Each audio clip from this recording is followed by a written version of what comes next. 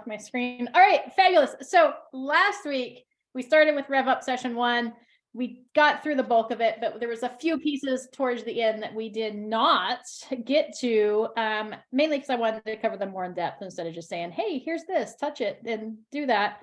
I wanted to show you some applicable points that you can do in order to be successful in that. So I backed up a couple of slides. We're going to jump in to run your business like a business.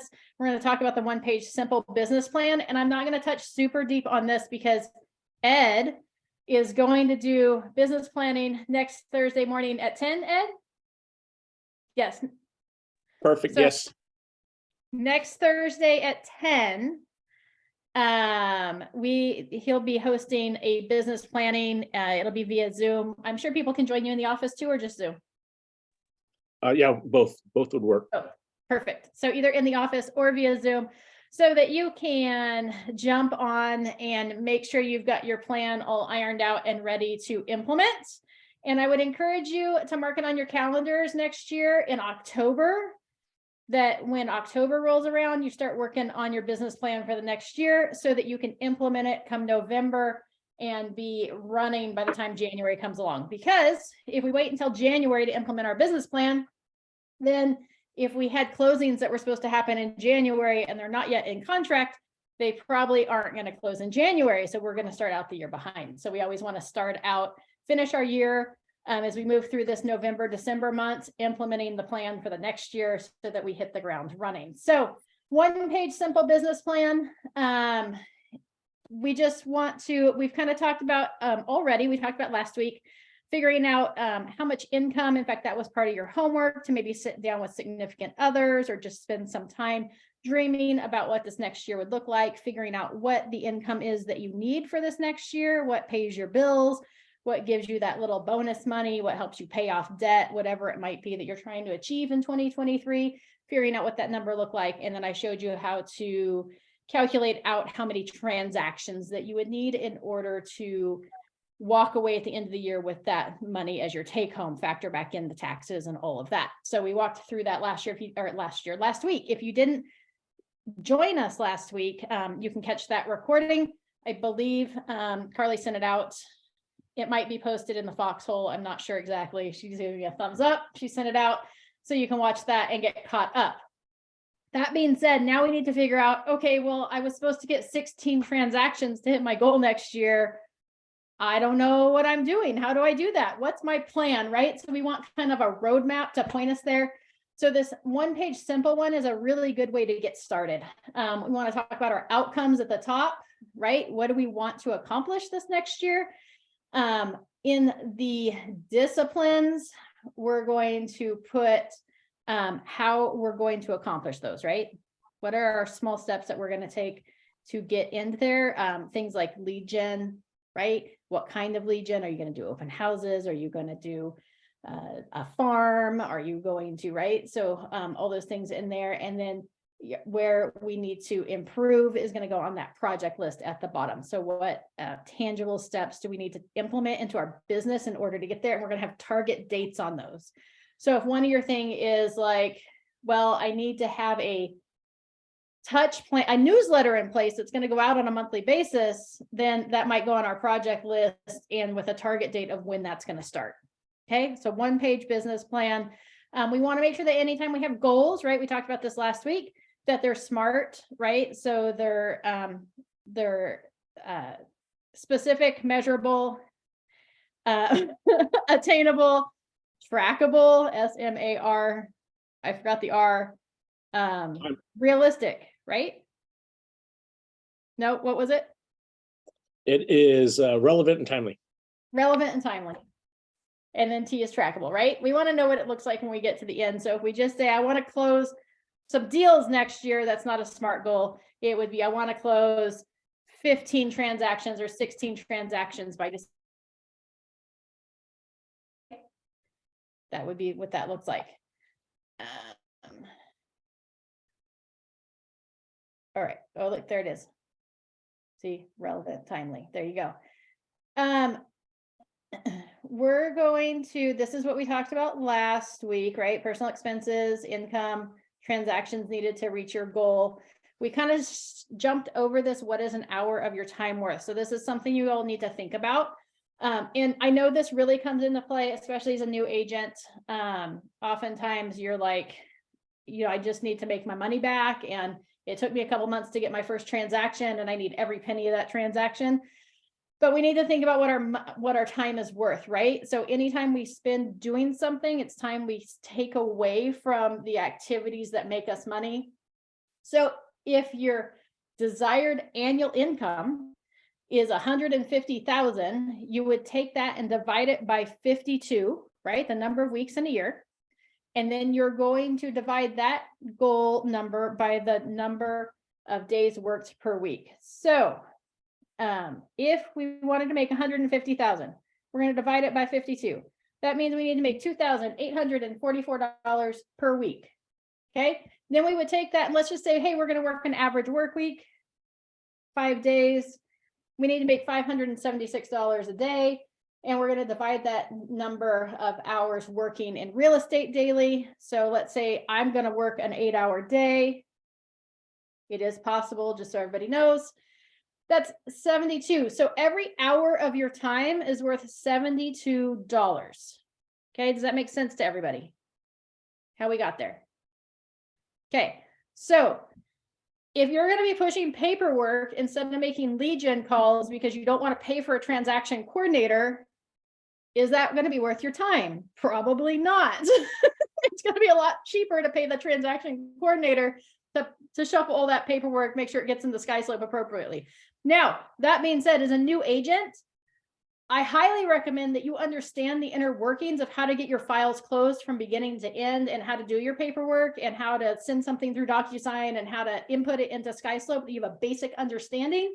So we'll cover that a little bit, because if something happens to our transaction coordinator, we want to make sure that we're not left floundering and not able to get our client's transaction closed and get our paycheck at the end. So, and stay in compliance. So we'll do an overview of that. So it is important to know that, but you don't have to be an expert on it. And it is okay to enlist the help of a transaction coordinator or something else. So we just need to think about what we're spending our time doing. If we're going to get on Facebook to do some lead gen and then we end up scrolling for an hour, that was, what did we say, $72 that you just threw down the toilet.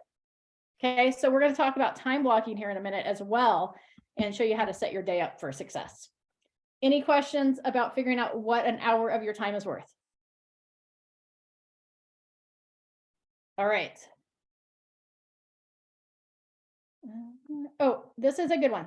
So as we start talking about time blocking, it's a good idea to figure out what your week consists of now. What are you doing with your time?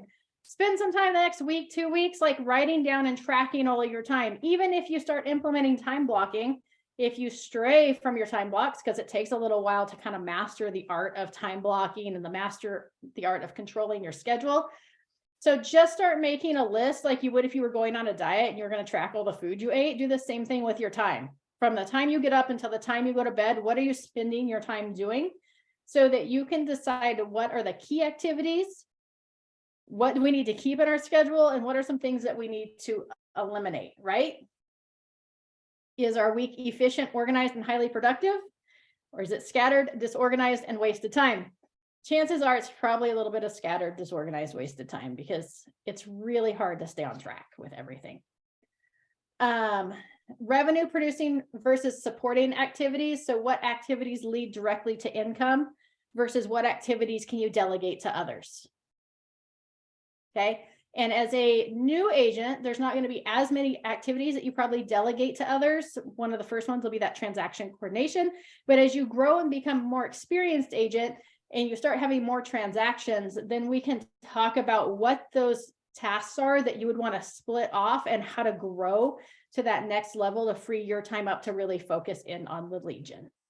Okay, there's a plan there that we can follow. Okay, so we want to just make sure you take some time this week to really track your days, see what's going on, and make sure you take charge of your schedule and work to eliminate some of those things that maybe you need to spend less time doing. Amy? All right, time blocking. Amy, can I say one thing on that? Absolutely. Okay, so we have a book club that we meet every Friday at 10:30. And predominantly it's on Zoom. So the last meeting of that book will meet in person, but it's on Zoom every other time. I'll send you the link here, but everyone's welcome. We're currently reading The Millionaire Real Estate Agent by Gary Keller. Fantastic book, a Bible. And so it's yep, I have mine too. Great book. I think it's we can learn from everyone, and Gary's a genius when it comes to real estate. The other part is we just finished reading The 4-Hour Workweek, and it talked exactly about that specific piece about what is our time going and how much time are we dedicating to our work, and are we actually being productive while we're there. So I'll send that link right there. What, Perfect. how far are you guys on the NREA book? We have two. This is our second to last meeting, so I think we're right around page 200 or ish. Okay. But just come and join. We'll talk about that. We'll talk about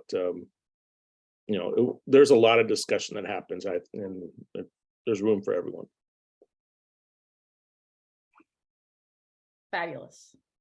And that the link for that got posted in the Times in the chat box if everybody needs more information on that. All right, time blocking. Once we figure out our goals, once we figure out our plan of how we're going to get there, which we'll touch on a little bit more, and then you can attend the business planning next Thursday at 10 a.m. Then we need to put that stuff on our calendar, those activities that are going to drive our business forward, as well as all of the other activities. Okay, what it does, the goal behind time blocking is that we're going to block off specific periods of time so that we have that 30 minutes or that hour where we're focused in on just that one thing instead of jumping back and forth. So people are like, man, I'm really good at multitasking. Nobody's really good at multitasking. You're just jumping back and forth between tasks. And so it's how fast you can adjust your brain from looking at your phone to going back to what you're going to do.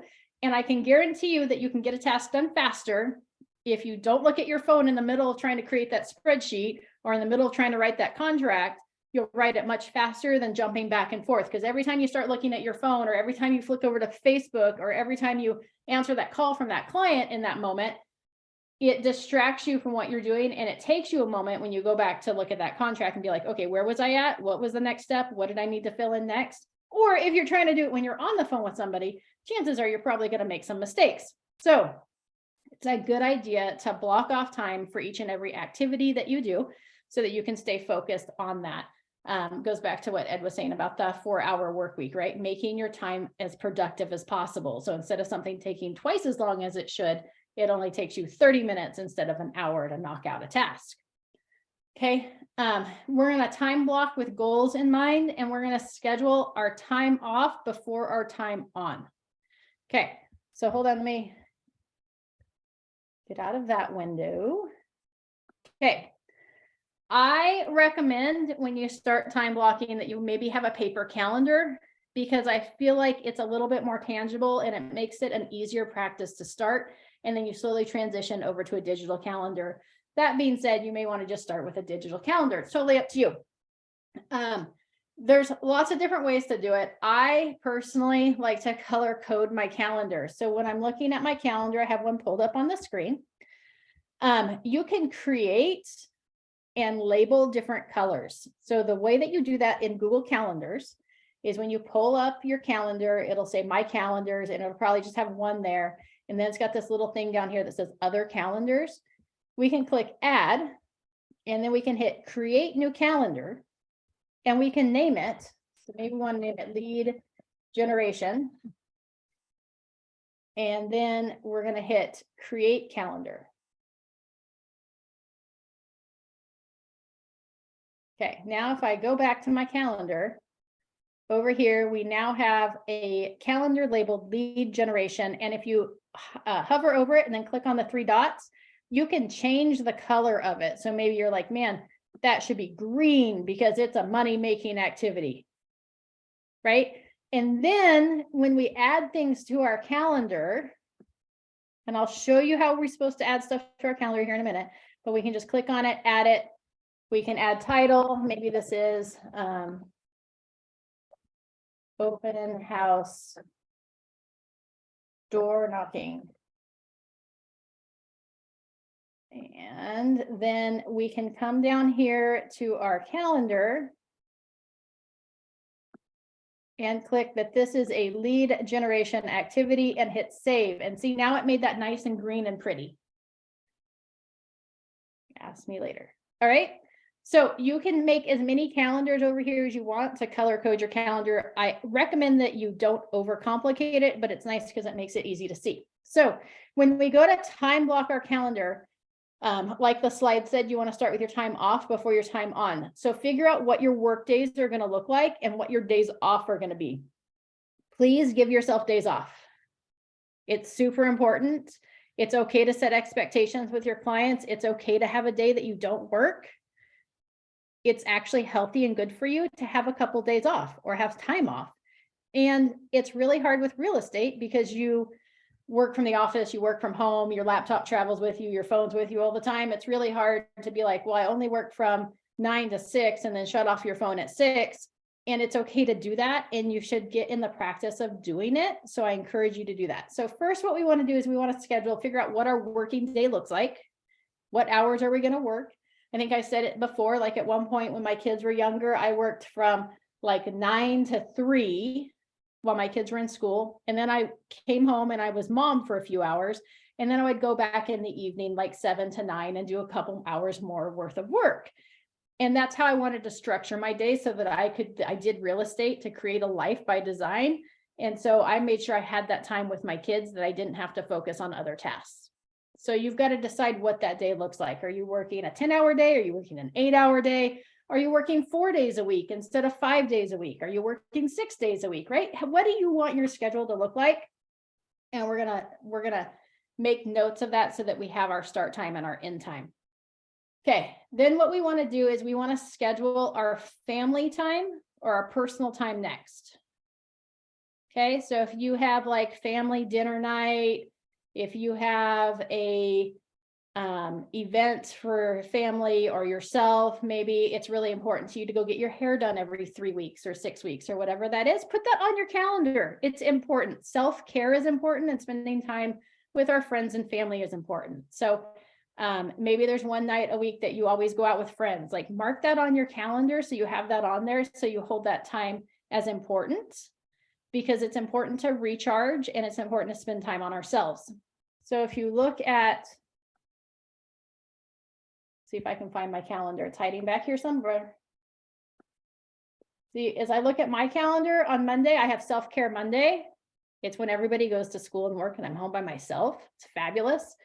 And I spend some time by myself. And then I have riding in the afternoon so I can go horseback riding. I calendar that in. Otherwise, I find other things to do that take the time over that. And that's something that's important to me to knock out. Okay, so if you ever call me on Monday and you're like, why isn't Amy responding? Well, it's probably because she's in self-care time block or she's out riding a horse. Okay, totally fair. All right.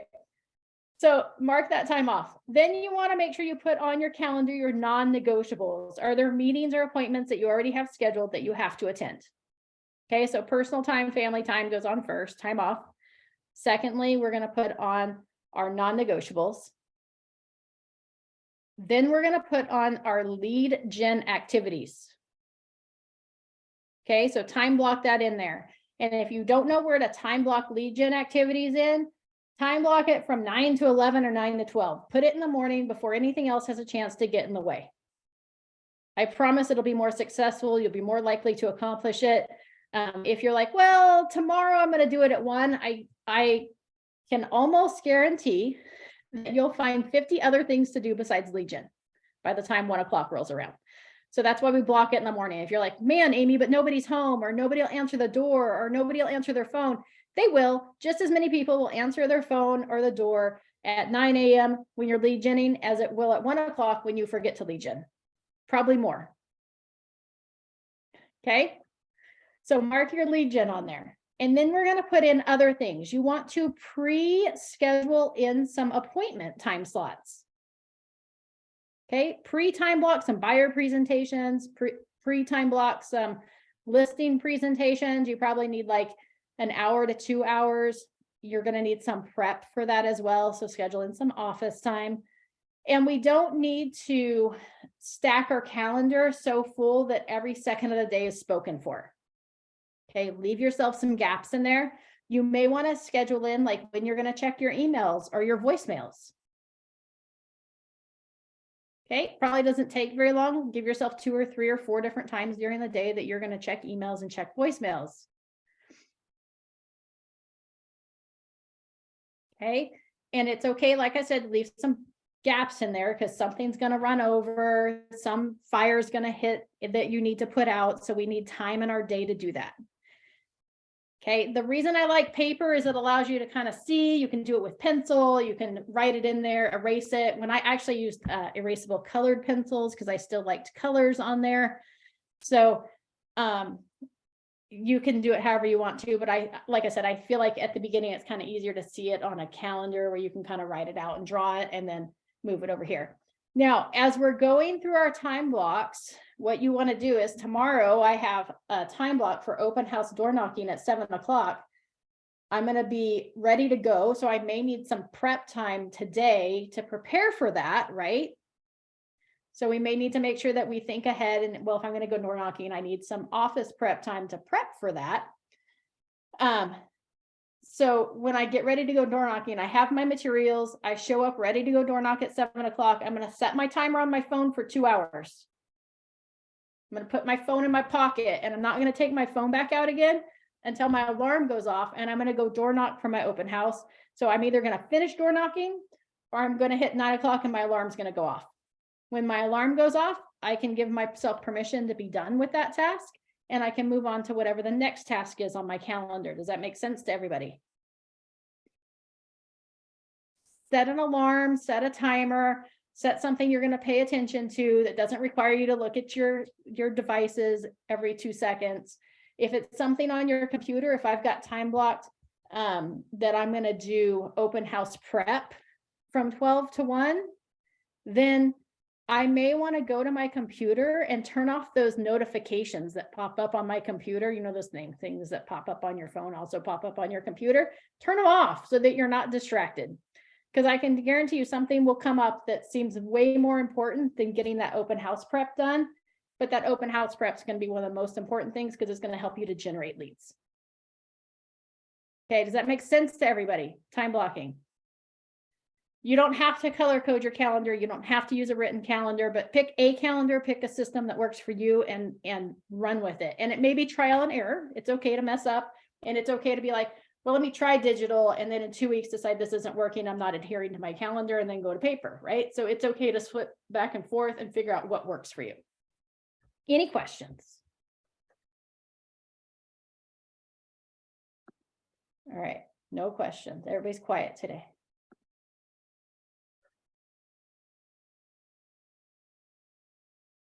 I would say it's because it's dark, but I don't think it's dark in Vacaville. See, it's pitch black by what time is it? 4:25. All right, time block. Think of an example of it. It's a good idea to put in here. Here's a good little tip. Put together your perfect week, right? As we're like this next week, as we're tracking what we're doing with our time, spend some time figuring out, well, if I had an ideal week, this is what my calendar would look like. And then each week we can look at that and kind of springboard from that to put our calendar together for that coming week. Things will always change and fluctuate because life changes and fluctuates. So we need to be able to adapt. And I highly recommend sitting down every like Sunday evening or the first thing on Monday morning and looking at your calendar for the week and making sure everything's in place and everything's ready to go. Okay, so always review it at least once a week at the beginning of the week.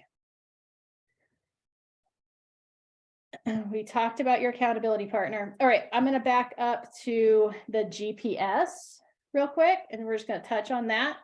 So your GPS, see if it comes up, is your goals, priorities, and strategies. That's what it stands for. So if anybody's ever like, why do we call it a GPS?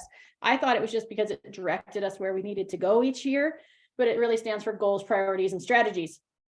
So most of them will just have a yearly goal. I like to go back and do either a 3-year or a 5-year goal, so I know where I'm headed, right? So we talked about that a little bit before, like where do you want to be in 3 years or 5 years or 10 years? And so I always keep my 3-year goal on there, and my yearly goal should help me reach that 3-year goal or that 5-year goal. Okay, so in this example, my 3-year goal was to be making $5,000 in residual income and to be able to go on vacation 1 week a month, working no more than 4 days a week with a maximum hours of 24 hours per week. Who would like that life? I would. Sign me up. Okay. So in order to do that, I figured out what I needed to make in residual income and what that looked like. And so I needed to close a total of 29 transactions. If you notice there, it says 29 plus, right? We'll always take more. So 29 plus. So anytime we set our goals, we always want to add that little plus in there to give ourselves permission to go above. Okay. So 29 transactions for a total gross income of $382,500. Okay, so that's my 2023 goal in this example. And so that would be the goal, right? Priorities. How are we going to get to that goal based on priorities? There's lots of different ways to do this. One of the simple ones, as far as getting started with the GPS process, is to break it down with, well, how many listings do I need? How many buyer transactions do I need? And who, what, when, where, and how, or who, what, where, and how for the third one, right? Are my priorities. So if I'm going to do 8 listings, right, and 21 buyer transactions to get to a total of 29 transactions, where are those going to come from? So then I broke it down by everybody should have sphere of influence on there. That's the people you know, you're in conversation with, you're interacting with at baseball games, you see at the grocery store, your hairstylist, your barber, your whoever it might be, right? Those people you interact with on a regular basis, your sphere of influence. And then we're going to generate leads from listings. Listings are like gold because they should generate additional leads, sign calls, door knocks around your listing, holding open houses, whatever that might be. It should lead to more leads when you have a listing. So those will be your top 2 when we talk about our prospecting and lead generation. And then you need a couple other methods of what are you going to spend your time doing. Might be open houses, might be a farm, might be social media, might be referrals, might be for sale by owners, might be expireds. There's 120 different ways. It could be business to business referrals, right? How are you going to generate leads that are going to turn into listings? And we're going to put those here. I recommend not having more than 3. Okay. In addition to your leads from listings and your sphere of influence, you should have no more than 3 additional lead gen methods that you're focusing in on. One being your main lead gen method, and then the other 2 are kind of your backup or the ones that you're working on. So in this example, I would be working on my sphere of influence and leads from listings. And then social media would be my next priority because it's next on the list. And that's what I'm going to spend most of my time trying to perfect and master. In addition to that, I'm going to slowly work on referrals and some for sale by owners to begin generating leads there as well. Okay. And then over here, I just put how many transactions I intend to get from that method. So I needed 8 listings. I'm going to get 3 from my sphere, 2 from other listings that as I generate these listings, 1 from social media, 1 from referrals, and 1 from a for sale by owner. Okay. See how I broke that down? Makes it a little less scary, right? Buyers, same thing. You've got your sphere of influence and then leads from listings. And then what other methods are you going to use? And it might be the same methods or similar methods for your buyers as for your listings. If I'm going to be on social media generating leads for listings, I'm probably also going to be generating leads for buyers. Same thing with referrals. And then for sale by owner, those are usually generally listing transactions. So it could be somebody who's selling a house and buying another one. But I'm not going to focus in on that for buyers. I'm going to look at doing open houses for that. Okay, and then I just broke down the numbers there. Under who, what, where, and how, these would be other things that you need to do. like hire a transaction coordinator, right? It's fabulous because Realty One Group has a in-house transaction coordinator that is amazing and magnificent. So it makes it really easy. You don't even have to like go interview people or like work really hard to find one. You can just decide that, hey, I'm going to have her do my paperwork. Magic. Maybe you're going to attend the Realty One Group conference in February. Put that on your calendar. What are you going to walk away from with that? Maybe, since open houses is one of your main things over here on buyers, maybe we need to shadow a few different agents doing open houses to see how everybody does open houses a little differently and figure out what my method might be. And maybe I need to put into effect a touch campaign for my database. Maybe I need to use a database, right? So it could be as simple as that. I just need to get my contacts into a database so I can keep track of them, right? So that's what we're going to put there under the who, what, where, and how. Okay. Then I like to break it down into a 12-week goal where we look at it on a quarterly basis. So instead of putting this in place and then letting it run for the whole year, I'm going to come back and revise it and look at it and figure out if I need to make any adjustments every 12 weeks or once a quarter. So if my goal is to close 29 transactions in 2023, then my 12-week goal is going to be pinned and or close 12 transactions. And you're like, Amy, why do you have 12 if your goal is 29? 12 weeks only is only a quarter. Well, I would need to close on average about 2 or 3 per month in order to hit my goal. So January, February, March, I would need to close at least 6. I probably need a few others because it's 29, not 24. So if I factored in 3 per month over 3-month period, that would be 9. And then I need to set myself up for closings for the next month. So I need to have either closed or pended 12 total transactions. Make sense to everybody? We want to pend in the 3rd month what we're going to close in the 4th month. And we're going to review this every 3 weeks. Or sorry, 3 months. Then we're going to put in our monthly goal, January goal, which is pinned and or closed 3 transactions. Okay. And then we're going to break that down to weekly action items. What am I going to do this week? Well, I need to connect with 15 people who are interested in buying or selling a house in 2023 and add them to my database. I need to define where to find FSBOs and create a strategy, right?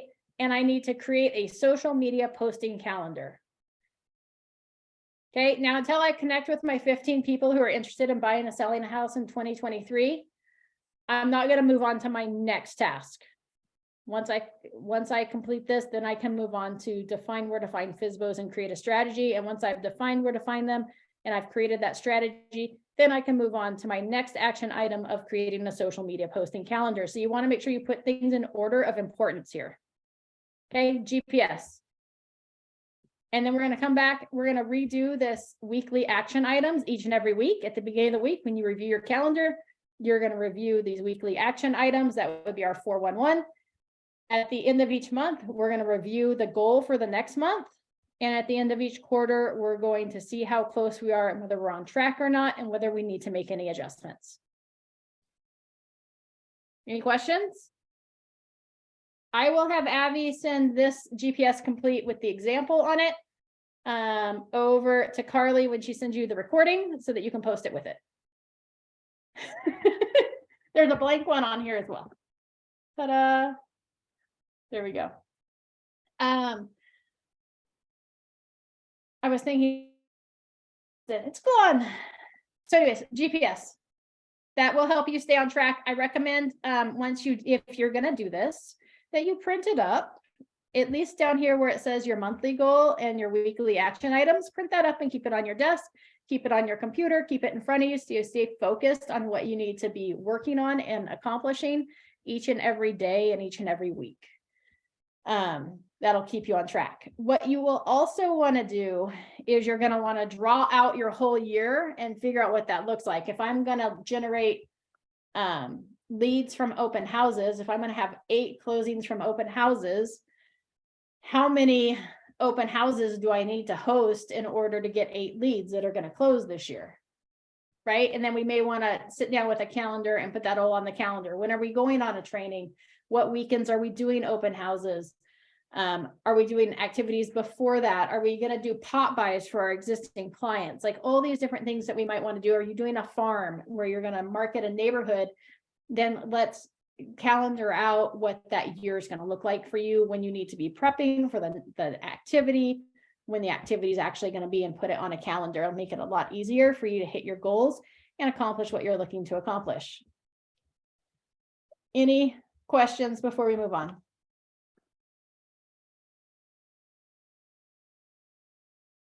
All right. We are going to, let's see, it is 4:37. Fabulous. We are going to move on to prospecting and talk about lead generation activities. We touched on this a little bit. But we talked about adding your people to your database, right? Using a database, figuring out what that database looks like. Your number one thing right now is going to be to dig into your database. That's where the money is. I promise those people already know you, they like you, they trust you. So we want to add the people that are in our sphere of influence into our database. If you're like, Amy, there's only 10. No, there's more. Open up your phone and go through your contacts. I can guarantee you, you have more than 10 people in your contacts. All those people would probably answer your phone call if you called them. Put them in your database. Okay, they're your sphere of influence. When we add those people, our sphere of influence, into our database, that's going to fill that center section that you're seeing in the circle, that inner circle of people. That's where we're going to spend most of our time. Those would be your friends, your family, and any past clients that you have. Okay, if you had another business or another job before you got into real estate, do you think those people count as past clients? Everybody shake your head. Yes, they already know you, like you, trust you. They used you for whatever it was that you were doing before. They'll use you again. Okay, outside of that circle are going to be people that you interact with, that your kids play baseball and you see them on the baseball field, past coworkers, businesses you use, right? Your hairstylist, your doctor, your dentist, your chiropractor, people at church, your neighbors, right? That all fills that next. Those people are associated with us. They probably know our name. If they heard our name, they'd probably be like, yeah, I know who she is. But they may not be our cheerleaders, right? So those people in the little circle, they're our cheerleaders. If somebody says real estate, they're going to say Anastasia, right? The people on the outside are going to be like, well, I know Maciel, but I don't know exactly what she does for a living, right? So we need to communicate with them. So we're going to spend more time with them, but we're not going to spend as much time and energy and effort as we do on that center circle. And then the outside is how we're going to grow our database. Things like network groups, website, cold calls, sign calls, farming, direct mail, online ads, open houses, business to business. Those are all those leads that you're generating that you may pull into your database, but if you called them, they may not know who you are. Okay, our goal is to get them closer to the inner circle. Okay, so the way I like to think about this is, if you look on the slide, it says like connected and have referred, connected, no business yet, or not connected. So your inner circle, that's like your pet dog. Okay, inner circle, pet dog. If you call them, they come running, right? They know us. They love us. They're loyal to us. They like us. That's our inner circle. The next circle out, those are more like your cat. Okay. Your cat's not going to come running when you call it for the most part. They're kind of selfish. They kind of operate on their own. Sometimes they pretend they know their name. Other times they don't, right? That's that middle circle. And then the outside circle, those are like zoo animals. We've captured them. They're in a cage. We have their information. We have their phone number. We have their email, but they're not going to come when called, right? We want to transition those into that puppy dog mentality. Does that make sense to everybody? Make it easier to remember. That's the best way I've ever heard it described. Yes, ma'am. There you go. All right. So when we talk about prospecting, right, we talked about it last week about making those and having those 10 conversations. I know this says 3, 3, and 6, but we said 10, 10, and 10 because we're overachievers and we want to move our businesses forward. We need to sit down and think about what methods we want to use for lead generation, and what may work for Carly may not work for Heather, or what may work for Lonnie may not work for Adriana, right? Everybody can do different things, and that's okay. Okay, so I may really enjoy cold calling people. Please run it through the do not call list. There you go. I said my blurb. And make sure you do that. Scrub it against the do not call list before you cold call people. But maybe my thing is cold calls. Maybe I'm like, hey, I'd rather pick up the phone and have conversations with people on the phone because I'll never see them again. And if I mess up, I don't really care. If they tell me no, it's not somebody I'm going to see next week at the grocery store. Okay, so that might be somebody's thing. Somebody else may be like, man, I love doing events. If I could invite somebody to a happy hour once a week and sit down with like 10 people at happy hour every Friday, that would bring me joy. And if we can roll real estate into that, even better. Right? Somebody else may be like, man, I'd like to go knock doors and have a farm where I'm marketing that area on a regular basis. So there's probably 100 different ways to prospect and lead generate. It's really important that you spend some time kind of thinking about what that looks like. When we looked at our example GPS, remember I said it's always sphere of influence, always that middle circle, right? Past clients, friends, family, and then those neighbors, medicals, all those people that we know, sphere of influence. And it's always leads from listings. And then we should have 2 or 3 other legs of lead generation. We call those lead generation legs. One that you're really going to focus in on and you're going to master, and then a couple backups in case you decide that, man, I am going to master for sale by owners. And then you get 3 months into it when we kind of revise and relook at our goals and you go, man, I haven't got anything. I haven't even gotten like a maybe from a FSBO. Then you might be like, well, my second lead generation leg was open houses. I'm going to abandon FSBOs and I'm just going to really focus in on open houses. It's okay to do that. But that's why we have more than one leg. And that's why we really focus in and hone our focus in on that one. And then we dabble in the other. So while we're focused in on FSBOs, we're going to be hosting some open houses and working on that, but we're not going to spend as much time focused in on it. And then we can always abandon one and replace it with something else. If you choose 5, 6, 7, 8, 9, 10 different legs of lead gen, you're going to be overwhelmed and you're not going to do any of them.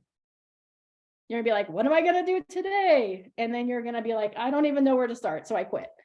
Okay, so really focus in. And I encourage you to focus in first on your sphere of influence. And then we're gonna work out from there and adding people to our database. What questions do you have about that? Ed's got a question. Just a comment. I think, well, I know there's some people in here, myself included, that have some type of fear towards giving a call or talking to people, or potentially talking to people they don't know, especially asking for business on there. Whoever receives a spam call, 100% of us, right? 100%. So if that is a case, practice on them. When they call you, sell them, right? And just have a conversation and get used to that it's not and be, smile on there, but just have fun with it. They're calling you can practice on them. Now you have a reason to answer all those spam calls you get instead of just sending them away. Make a friend. Yep. I think that's a good plan. It is scary. It's scary when you start getting out there and like, oh my gosh, I've got to talk to people. What am I going to do? That's why open houses are kind of one of the easy methods because, number one, we'll talk about open houses a little bit more in depth of how to do them really well. And you're hoping that people walk through the door. And when people walk through the door, then your only job is then now you've got to actually start a conversation with them. Don't just let them mill about and walk out. But it's somebody's walking through your door instead of you having to approach people. So it's a little less intimidating. Heather likes to door knock, right, Heather? Yes. Was it a little scary at first when you first started door knocking? A little bit, but I talk a lot. So I just talk to people. So, I just talk to people. I like open houses too. Open houses, door knocking. So, cold calls, whatever it is. So spend some time this week kind of thinking about how you want to lead gen. We'll probably dive into, and then I've also got on the channel that I shared with you guys last week, my YouTube channel, I've got some more in-depth videos on like open houses and your farm, your frequent area of repetitive marketing and business to business referrals. So there's a library in there if you want to kind of dive in and get your feet wet with a couple different lead gen activities. But figure out what it is that you want to do. Plan to attend the business planning on next Thursday at 10 a.m. So put that on your calendars. I think we will still plan to meet next Thursday at 4. How long do you think that's going to go, Ed? We should be done within an hour and a half.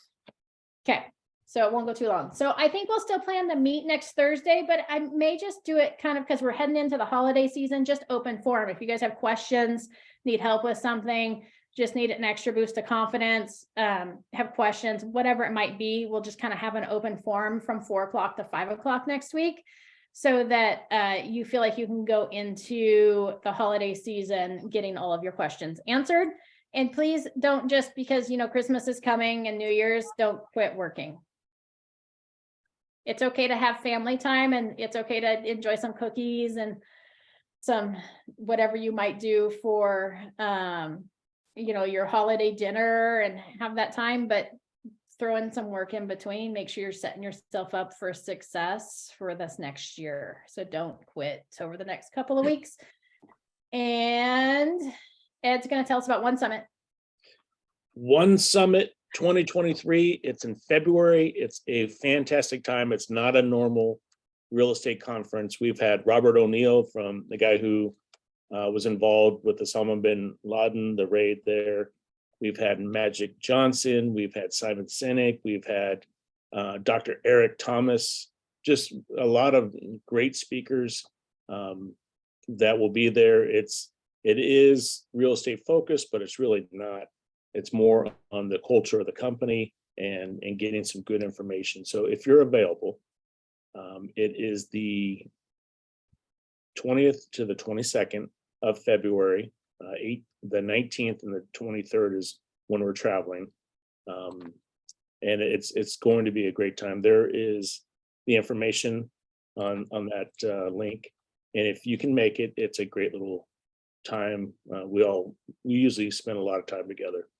So great camaraderie, great information. You get a huge dose of the culture. How many people normally attend the One Summit? About 2,000, but I heard this year they're trying to get about 4,000. Okay, so if you could be in a room with 4,000 other Realty One Group agents, and you can, number one, you can network with agents from all other countries. So you have set up with referral partners, because you know you can get paid off referrals. So it's a good opportunity to get referral partners. And it's also a good opportunity to connect with somebody that, you know, have conversations with people. You're like, man, I really want to do open houses this next year. Go find some agents there that are successfully running open houses and ask them what they're doing. Get tips and tricks. Share with people from other parts of the country. It's a great opportunity. So I highly recommend, if you can swing it at all, to make it happen. It'll be fabulous. Abby put in the chat box the link to log your attendance. So if you can make sure to log your attendance before you leave us today. Heather asked where to get the trainings for Rev Up. Carly will send out a link via email and also put it in the Foxhole group. And Abby just shared the playlist link for the Rev Up trainings as well from the YouTube channel. So if you copy that, then that'll be your link to find them at any time. Any questions before we finish today? Was this helpful? Yes. Okay.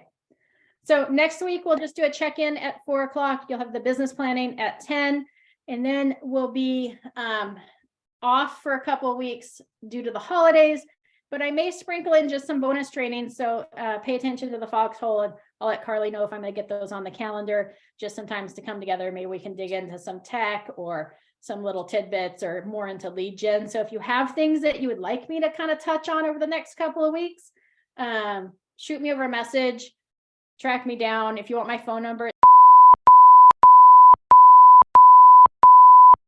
so feel free to message me and let me know, like, hey, can you cover this or can you touch on this? I'm happy to throw in some bonus content in addition to the Rev Up trainings. So, yeah, have a fabulous weekend. Thank you, Amy.